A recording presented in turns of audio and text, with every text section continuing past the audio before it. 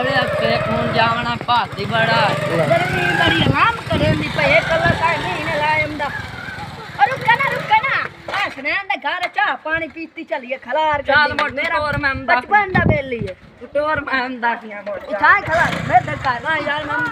गा स्कूटर चला पे ला ये क्या हाल है भाई चाह पानी होवे हो भाई ठीक है तोड़े लाख चाट का गंदी बाबा साडे लाख चल साईं आराम कहते हैं कोक भी सो सामान आप गंदी होंदी है कोक दी हो गाया मोड़ आजा और सुना और ना ठीक है हां ट्रैक्टर केड़े जमाने दा खला मोड़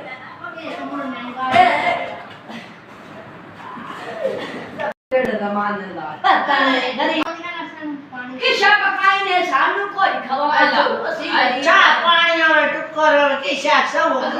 शादी करन नाम में बढ़िया दास और सानो रुका दे पानी सदर लगता खला चलिए अल्लाह में बूढ़ है ना कलर है चल एक समय मोड़ कभी गदा हम सा यार